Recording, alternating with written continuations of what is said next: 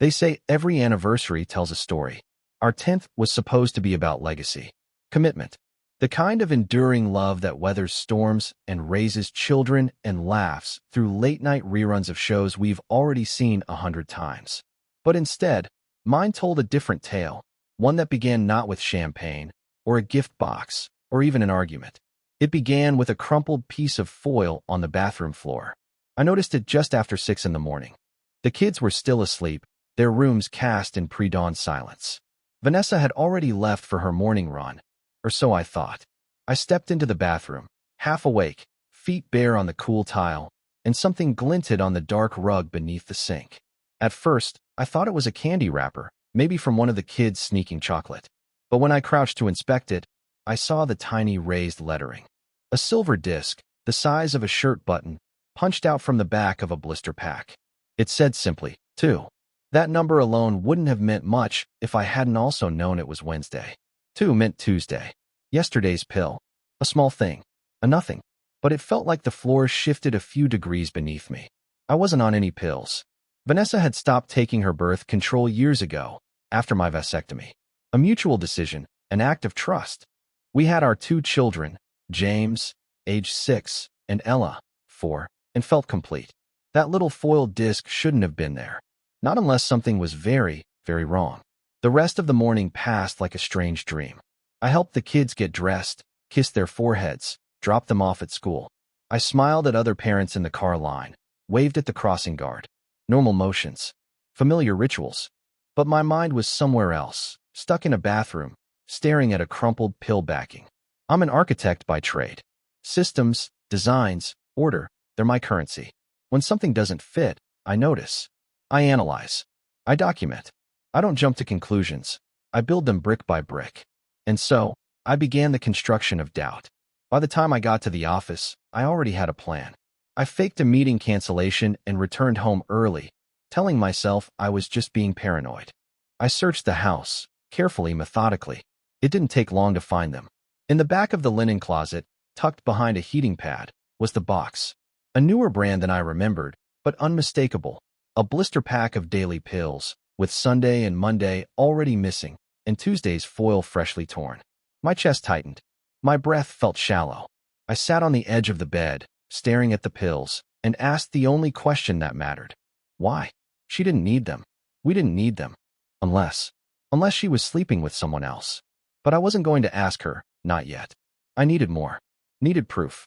I put everything back exactly as I found it, and reassembled my face into a smile before picking up the kids from school. That night, we celebrated. Vanessa was glowing. She wore a black dress with an open back and the sapphire earrings I gave her on our 3rd anniversary. Her hair was pulled up, neck bare and elegant. We ate at the same bistro we'd gone to the night I proposed. She smiled across the candlelit table, fingers laced with mine, eyes warm and wide. I can't believe it's been 10 years, she said. Feels like 5. I replied. She laughed. That laugh, how many times had it filled our home? How many mornings had I woken up to it echoing through the kitchen? We clinked glasses. To the outside world, we looked perfect. But inside, I was burning. I kept scanning her face, her movements, her voice. Was there guilt? Nervousness? A flicker of hesitation when she said she loved me? If there was, she buried it deep. When we got home, the kids were already asleep, the babysitter gone. Vanessa poured us wine and led me upstairs. We made love that night, and I tried to pretend I wasn't imagining someone else's hands on her, someone else's name in her mouth.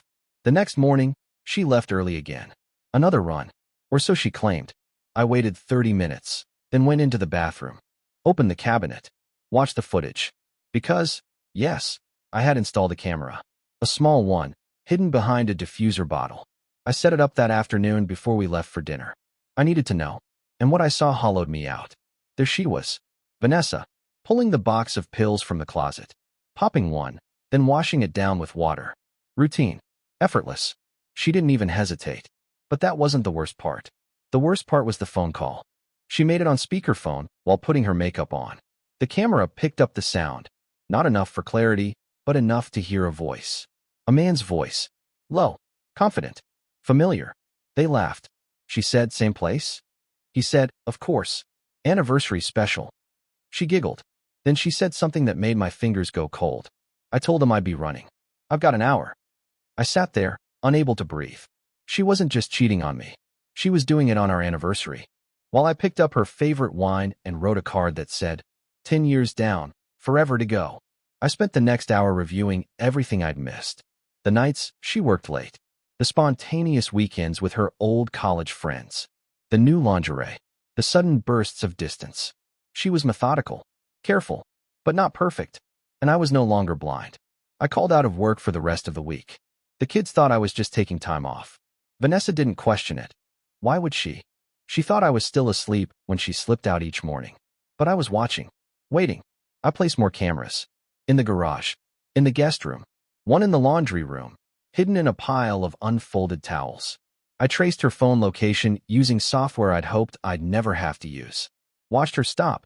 Not at the gym, not at the trails. At a small, boutique hotel just 10 minutes from our house. Same place. Anniversary special. Each day, she stayed there for just under an hour. She returned flushed, radiant, humming to herself. I wanted to destroy something, but I didn't. I kept documenting. By Friday, I had a name. I found it through her car's Bluetooth history. The same name popped up twice during calls, both less than an hour long. Elliot R. I dug deeper. Found an old co-worker of hers. Vanessa had once called him a creep with a law degree. Apparently not that creepy, I thought bitterly. He was divorced, no kids, lived alone, and apparently had no problem pursuing married women. I copied the address, set the cameras to upload remotely, and sat back. Everything I knew about my life, my family, my wife, our story, had been rewritten without my consent. But now I had the pen, and I was going to write the next chapter myself. Because if she could shatter a decade with one lie, then I could burn it all down with the truth. I didn't eat much that weekend. Food lost its taste, like my body knew something had ruptured inside.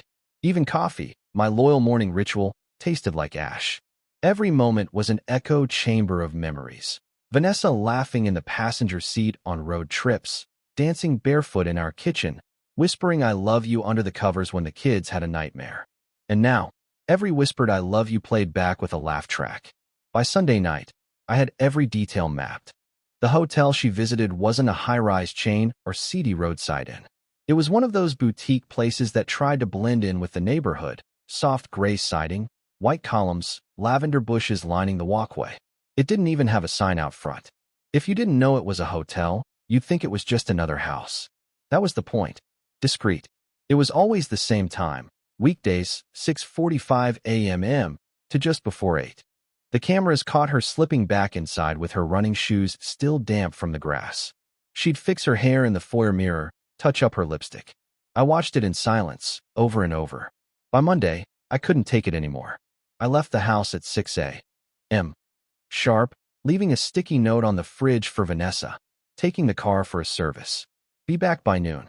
She wouldn't question it. I'd done that plenty of times before.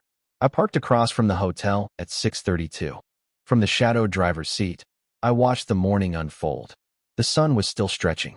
A light fog rolled through the street like it wasn't sure if it wanted to stay. Birds chirped with annoying innocence. At 6:47, her car pulled up. I held my breath as she stepped out. Hair tied back, running shorts, windbreaker. She looked like she belonged in a yoga commercial. She didn't even hesitate. Just walked up to the door like she owned the place and tapped twice. A man answered. He wore pajama pants and a faded Harvard sweatshirt. Tall, shaggy hair, confident in that effortless, smug kind of way. The kind of man who didn't worry about husbands. They kissed before the door even closed. I gripped the steering wheel so hard my knuckles went white. I waited 35 minutes, then stepped out of the car. I didn't walk to the hotel. Not yet. I walked past it, casual, like someone out for a morning stroll.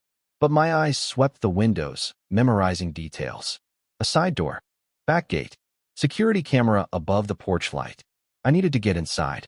But not today. I walked another block, circled around, and came back. Vanessa emerged at 7:52, adjusting her jacket, cheeks flushed. She kissed him again. He smiled and whispered something in her ear. She laughed. That laugh again. I got in my car and drove off before she noticed me. At home, I was ice. She came in 10 minutes later and tossed me a smile. You're back early. Not much traffic, I replied, sipping my coffee. She kissed my cheek. I'm jumping in the shower. I didn't respond. Just watched her walk upstairs, imagining the scent she tried to wash away. That afternoon, I went to the hotel. I wore a navy blazer and a polite smile. Walked in like a man with a reservation. The front desk was empty. A bell rested on a marble counter, polished to a shine. Behind it, a wall of brass keys. Not cards. Keys. Quaint. Purposefully old-fashioned. The bell echoed as I tapped it. A woman in her 50s appeared, small, sharp-eyed, with a calm expression that told me nothing surprised her. Checking in, she asked. I smiled. Actually, no. I'm a local contractor. I'm scouting locations for a client who wants to shoot a commercial, something elegant but intimate. I thought of your place. She raised a brow. We don't usually allow filming. Of course. But would you mind if I took a few photos of the lobby? Nothing upstairs. Just to give them a sense of the aesthetic. She hesitated, then nodded. Just the lobby. I took 15 photos. Wide shots, close-ups. I wasn't photographing the decor.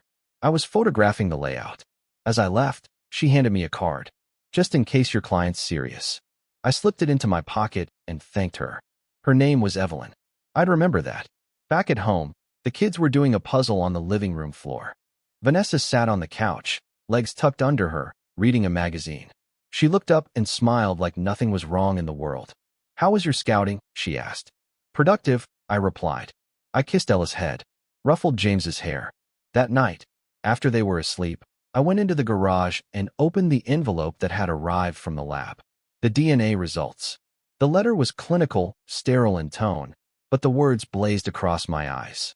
Probability of paternity, James Evans, 99.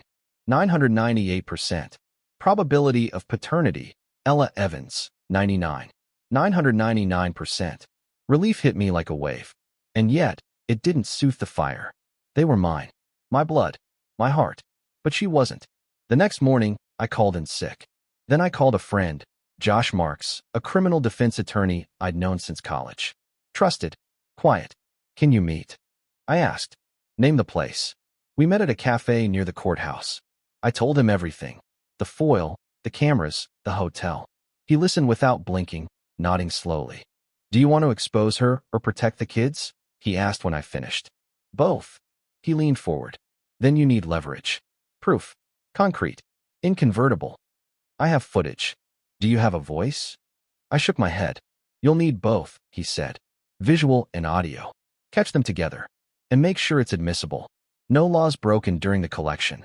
If you screw up the method, the evidence is garbage. I took another sip of coffee. How do I get audio? He smiled slightly. How do you feel about room service? That night, I booked a room at the hotel. Same room number Vanessa used, room 206. I requested it, using her name as reference, said she was my sister and recommended the room. The woman at the desk, Evelyn, didn't blink.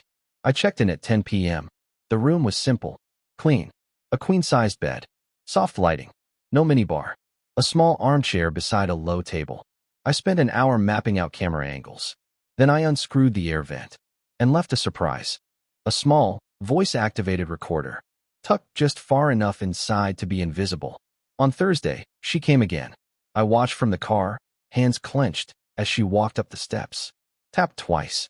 Same routine. This time, she was holding a small, red envelope. A card. Probably mine. Anniversary week, after all. The door opened. He kissed her again. This time, she didn't even look around. My phone buzzed an hour later. The motion alert. She was leaving. Smiling. Glowing.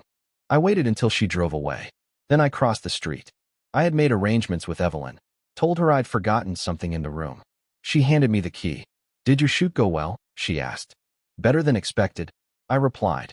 Inside room 206, I retrieved the recorder. My hands trembled. At home, while Vanessa bathed the kids, I locked myself in the garage. I played the audio. The sounds were unmistakable. Voices. Laughter. Moans. His voice. You were amazing. Her voice. He has no idea. A beat. Then she said something that turned my stomach inside out. He thinks we're celebrating our anniversary tonight. I'll fake a headache. I stopped the recording. The silence felt deafening. My ears rang. My chest ached. And then I smiled. A slow, cold, dangerous smile. She wanted a headache? I'd give her one she'd never forget. Because this wasn't just betrayal anymore. This was war. I didn't sleep that night. Instead, I sat at my desk in the garage with the door cracked open, letting in the cold air, and listened to the recording again. Every whispered endearment, every gasp, every cruel word stacked like bricks on top of each other, building a wall between the life I had and the lie I was living inside. Her voice, his voice, they played like a duet of treachery. And I became quiet. Still, in my profession, precision matters. You can't build a house on emotion. You need plans. You need calculations. A measured process. And so that's what I began to draw, not on paper, but in my mind. This wasn't going to be a confrontation in the kitchen. This wasn't going to be an argument behind a closed door. No, this would be an unveiling. And it would be public. But to do that, I needed something more than just grainy audio and footage. I needed a performance, not just evidence. A moment they'd never forget. One that would make the truth unignorable. One that would shift the power so dramatically that neither Vanessa nor Elliot would ever recover. So I began to plan. I knew Vanessa's habits intimately, down to the way she rotated her running shoes and what conditioner she used depending on the season. I knew where she kept her secrets, how she lied, how she covered. But what she didn't know was that I had the upper hand now. I spent the next few days quietly preparing. I made copies of the footage and audio, uploaded everything to a cloud server under a pseudonym, and stored backups on 2 separate encrypted USB drives. I also compiled a timeline. Each visit, each kiss, each betrayal, organized in a neatly structured document. And then I began to reach out. First to our mutual friends, the ones who'd attended our wedding, the ones who toasted to forever. I didn't tell them anything, not yet. I simply invited them to a surprise anniversary gathering the following Saturday. I called it 10 Years of Love. I sent out digital invitations with gold trim and a fake photo of Vanessa and me taken 3 years ago in Paris. I photoshopped it to make the lighting softer, more romantic. 35 people RSVP'd within 2 days. Vanessa was delighted when she found out, or so she pretended. I thought we were just doing something low-key, she said one evening, lounging on the couch while scrolling through her phone. Her tone was casual, but her eyes flicked toward me, calculating. I shrugged. You deserve more than takeout and a movie. She smiled and came to sit beside me. You're full of surprises lately. You have no idea, I thought.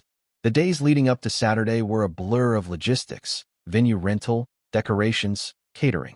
I told Vanessa she wouldn't have to lift a finger. She bought the bait completely.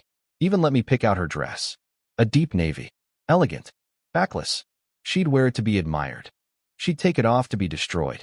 On Thursday, I visited Elliot's office. Yes, office. He worked from a small firm in the city. A family law practice, ironically. I didn't walk in or threaten him. No, that wasn't the plan. I delivered a package. No name. No return address. Inside, a printed photo of him kissing Vanessa outside the hotel, and a USB stick labeled, "You'll want to see this." I slipped it through the front mail slot at 5:47 p.m., exactly 12 minutes after he left for the day. Then I returned home and cooked dinner. Vanessa was in a cheery mood. She told me she was heading out early Friday morning for a long run to clear her head before the big night. I nodded. You'll need your energy.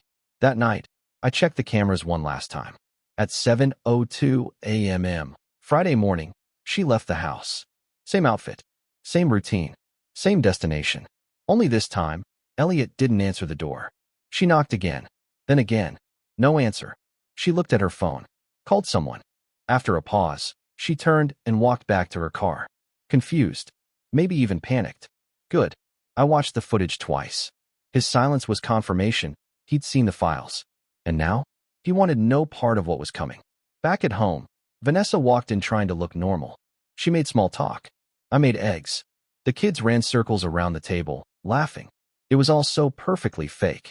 Friday night came quietly. We tucked the kids into bed. I kissed James's forehead. Whispered to Ella, "You're my sunshine." I held on to those small moments like a man collecting lifeboats before the storm, because the next day would tear it all apart. Saturday, I arrived early to the venue, a private hall just outside the city, warm with string lights and vintage charm. I made sure the AV system worked flawlessly. I positioned the projector, tested the sound, ensured every guest would have a clear view. I had set it all up like a stage. Vanessa arrived just after 6 p.m. She looked stunning. Hair curled, makeup soft, heels clicking with precision. She was the picture of grace, of love, of lies. You really went all out, she whispered as she kissed my cheek. I smiled. You deserve the best. Guests trickled in, co-workers, friends, neighbors, people who'd known us since before we had kids, people who'd watched our lives through Facebook filters and dinner invites. By 7:15, the room was full. Laughter echoed. Toasts were made. Vanessa beamed beside me, holding her wine, brushing my arm every so often. She was enjoying the illusion, and I let her, until the room dimmed, and the screen flickered on. Ladies and gentlemen, I said into the mic, thank you all for being here. 10 years, it's no small thing. And I wanted to mark the occasion with something special, something honest. I felt her shift beside me. The first slide was a photo from our honeymoon. Her in a sun hat, me squinting at the camera. People awed. Slide 2, our first house. Then the kids. Slide 3, a short video of our wedding vows. Vanessa relaxed again, smiling. Slide 4, static. And then, audio. Her voice. He has no idea. The room shifted. Murmurs. Slide 5, a still frame of Vanessa kissing Elliot in front of the hotel door. Vanessa stiffened. What is this? She whispered. I didn't answer. Slide 6, a video clip. Vanessa's voice, crystal clear. He thinks we're celebrating our anniversary tonight. I'll fake a headache. Then moaning. Laughter. His voice. You were amazing. The room was silent now. No one moved. Vanessa rose to her feet. Turn it off. I held up a hand. More footage played. Short, undeniable. The timestamps, the audio, the faces. Truth, uninterrupted. She turned toward me, her face crumbling. Please, she whispered. Stop.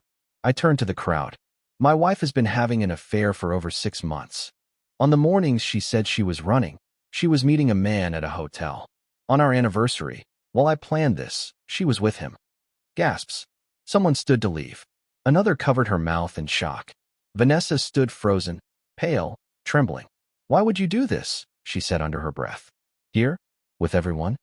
I met her eyes. Because you deserve to be seen exactly as you are. The room was still.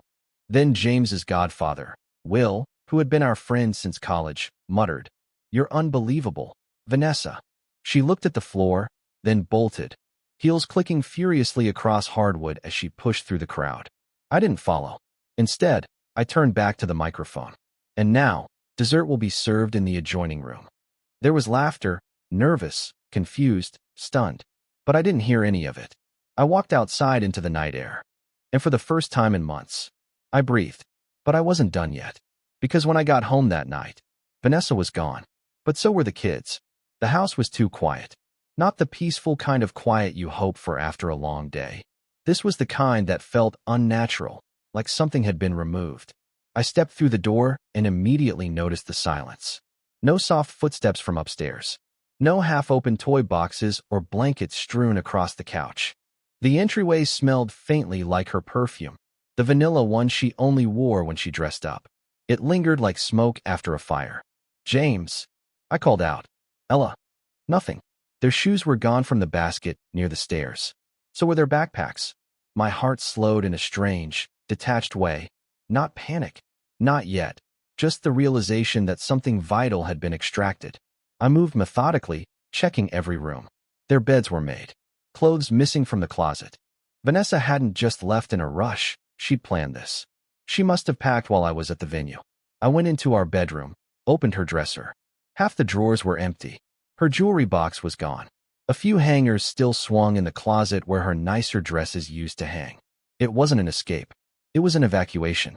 I checked my phone. No messages. No missed calls. I scrolled through my email. Nothing. Then, finally, I noticed the sealed envelope on the kitchen counter. White. No name on the front, but I didn't need one. I tore it open with shaking fingers.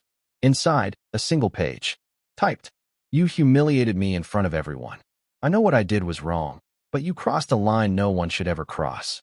James and Ella don't need to be caught in the middle of this. They're with me now. I won't let you turn them against me like you did everyone else tonight. We need time. I need time. I'll be in touch when I think you're ready to talk like adults. Don't make this uglier than it already is. Vanessa. My fingers curled around the paper, crumpling it. She still thought she was the victim. still believed this was about me humiliating her, as if her betrayal had been some forgivable lapse, not the slow, calculated dismantling of our life. I didn't cry. I just stood there, watching the last 10 years collapse like a carefully constructed model house, the kind I used to build for clients, piece by piece, knowing even the smallest misalignment could ruin the whole thing. By midnight, I was on the phone with Josh. "She took them," I said. A pause. "She what?" He replied, voice suddenly sharper. "Left the house. Took the kids. No warning. Just a note." He let out a low breath. "That's custodial interference. You're still legally married. You both have equal parental rights unless a court says otherwise. She can't just vanish with them." "Can we file something?" "We will.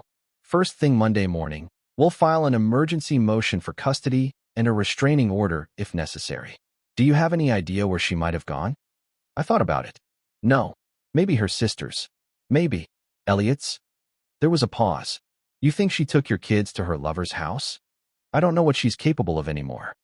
We hung up, and I spent the rest of the night walking through the house like a ghost. Every photo stung.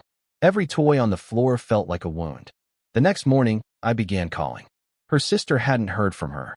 At least that's what she claimed, and honestly, I believed it. She never liked Vanessa much to begin with. Elliot didn't answer his phone. Not that I expected him to. But at noon, I got my answer. A neighbor, Mrs. Palmer, from 3 houses down, texted me. "Hey, just checking in. Saw Vanessa leaving yesterday afternoon with the kids. She had help. Guy in a black BMW. Just thought you should know. Looked kind of familiar?" I replied instantly. "Did you get a plate number?" "Didn't think to. Sorry. But the guy looked like that lawyer friend of hers." I didn't need more. Elliot.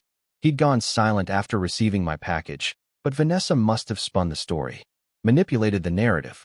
Told him I was dangerous, unhinged, whatever it took to pull him back into her web. And now, somehow, she'd convinced him to help her disappear.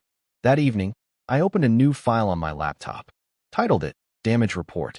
Under that, I started listing every action I had to take. Emergency custody filing, Josh handling. Temporary restraining order. Evaluate necessity based on communication. School notification, send email Monday about custody situation. Bank account review, freeze joint accounts. Separate finances immediately. Asset inventory, photos of everything remaining in the house. Surveillance, check if hotel still has saved security footage. It was like preparing for war. Because it was. This wasn't about revenge anymore. Not just that. This was about protecting what mattered, James and Ella. 2 days passed with no contact. Then, on Tuesday afternoon, I got an email. Blocked sender. No subject. Just an attachment. I opened it. It was a photo. Vanessa. On a bed I didn't recognize. Arms around Elliot. Her face turned toward the camera. Not shocked. Not guilty. Smiling. Beneath it, a caption. She chose me. Get over it. I sat there for a full minute, unable to move. And then I laughed. It was hollow, sharp. Not amusement. Something darker. Something that came from the place inside you that's already halfway gone. She wanted to escalate? Fine. We'd escalate. I forwarded the photo to Josh with a note. Let's burn this thing down. The next morning, I walked into the kids' school and requested a formal meeting with the principal. Custody situation, I said. I need to be notified if Vanessa tries to pick them up during the day. She doesn't have legal permission to remove them without informing me. The principal frowned. But she already withdrew them. I blinked. What? He nodded. Last Friday. She signed the paperwork. Said they were moving. I thought you knew. Moving where? She didn't say. Panic swept through me, cold and sudden. I pulled out my phone, shaking now. Called Josh. She already took them out of school. Friday. Before the party. Wait, what? She planned this whole thing before I even revealed the affair. She knew it was coming. She's been steps ahead. Josh cursed under his breath. Then we've got a problem, he said. This isn't just spite anymore.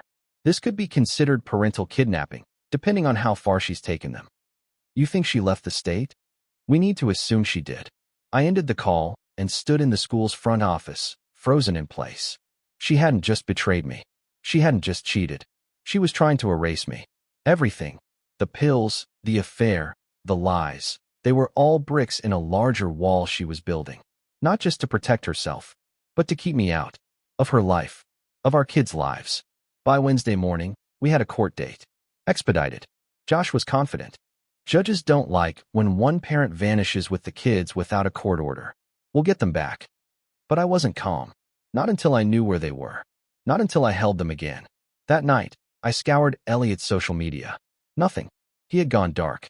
Then I remembered Vanessa's second phone, the one I had cloned weeks ago and forgotten about in the chaos. I retrieved the device, recharged it, waited, and then, ping, a message, a video, grainy, unstable. The camera moved wildly, like it had been recorded in secret. But I recognized the voice immediately. James, Daddy, if you see this, I miss you. I don't know why we left. Mommy says we can't talk to you. But I snuck this on her phone. We're somewhere with a beach. I think we're in. The video cut out. I froze the last frame. Behind James was a tall window. Through it, a stretch of sand. Bright water. Blue sky. And just visible behind him, a palm tree. The palm tree was the clue I needed. It was the only detail in James's grainy video that could place them somewhere definitively. I paused the footage frame by frame until I noticed a second clue, a logo on a towel behind him. Faded but unmistakable, El Mar Azul. I'd seen it before. A beachside resort. In Florida. A quick search confirmed it, a family-friendly boutique resort just south of Clearwater. Small, exclusive, and perfect for someone wanting to disappear quietly with 2 children and no trace. I called Josh immediately. They're in Florida, I said. I have proof. He didn't hesitate. We'll file an emergency custody injunction in state. But this changes the game. What do you mean? She crossed state lines with your children without your consent. That's no longer just interference. That's parental kidnapping. This is going federal. The next 24 hours moved faster than I thought possible. Between Josh's legal muscle and the judge's anger over the withdrawal from school and interstate travel, the injunction was granted. Vanessa was ordered to return the children within 48 hours or face contempt charges, and worse. I booked the first flight south. The resort manager wasn't supposed to tell me anything. But I had a photo of my children, legal documents in hand, and a voice like gravel that told him I wasn't leaving without answers. She checked in under the name V. Hamilton, he finally admitted. They're in Unit 3B. I didn't wait. I walked the length of the boardwalk, the heat rising off the planks, waves whispering just beyond the dunes. Every step was heavier than the last. My heart didn't pound. It throbbed. I stopped at 3B. The door was cracked open. Laughter drifted out. Ella's, unmistakable. Then I heard her voice. Vanessa, calm, in control. She still sounded like the woman I married. That was the worst part. I didn't knock. I pushed the door open. James turned first. His eyes lit up. Daddy. He ran at me, arms wide. I caught him, lifted him off the ground, and something in my chest cracked open. Ella followed, shrieking with joy. I hugged them both, tight, burying my face in their hair. And then, Vanessa stood from the kitchen table, frozen. What are you doing here? She asked, voice low. I came to bring my children home. Her face changed, softened, then hardened. You have no right to. I have every right. A court order says so. You took them across state lines without permission. You think this ends in your favor? She looked past me, scanning for help. But there was none. I did what I thought was best, she said. After what you did. What I did. I took a step closer. You shattered our marriage. Lied to me for 6 months. And now you're trying to justify kidnapping? I'm their mother. And I'm their father. Equal rights. But you ran. You erased me. You made them think I didn't care. They didn't know. I never. James sent me a video. You think he doesn't notice your lies? She faltered then. For the first time in months, I saw a crack. I didn't want to lose them, she said, almost a whisper. I knew if the truth came out, no one would see me the same again. I took a breath. You're right. She blinked. No one will see you the same. Not after everything you did. But this was your worst mistake. Ella tugged on my arm. Can we go home now, Daddy? I nodded, and without waiting, I took their small suitcases from the corner and began packing their things. Vanessa watched, arms limp at her sides. She didn't fight. I think, in her heart, she knew the war was over. 2 hours later, I was back on a plane with James and Ella beside me. They clutched my arms the entire flight, heads resting on my shoulders. They didn't cry, but I did, quietly. Tears that didn't come from anger anymore, but from the overwhelming relief of holding on to what mattered. The legal aftermath unfolded over the following weeks. Vanessa's lawyer tried to claim temporary guardianship, citing emotional instability on my part. But the recordings, the footage, the kidnapping, it all painted a different story. The judge ruled swiftly. I was granted primary custody. Vanessa was given supervised visitation, pending evaluation. Elliot disappeared entirely. His firm dropped him. Rumors swirled. I didn't care. He wasn't worth another breath. Vanessa tried to apologize once, through a letter. I never opened it. There were no more staged confrontations. No parting shots. No dramatic confessions. Just silence. I sold the house within the month. Moved into a quieter suburb closer to my sister, where the kids could start fresh. They adapted better than I expected. Children are resilient like that. They just needed love and safety and the feeling that someone was anchoring the world around them. I became that anchor. I learned how to do ponytails, how to help with fractions again, how to cook more than just breakfast foods. I learned to laugh again. It wasn't quick. It wasn't clean. The betrayal didn't vanish just because the house changed or the papers were signed. Some nights, it still crept into my mind. The look on her face, the sound of her voice in those recordings. But time, as always, did its work. One evening, as I watched James and Ella chase fireflies in the backyard, I realized I wasn't watching them to distract myself anymore. I was simply watching them, living, loving. And in that moment, I knew the truth. She had taken everything she thought mattered. The romance, the attention, the thrill. But what she couldn't take was the part of me that still believed in something better. I had lost a wife, but I found something stronger. Myself.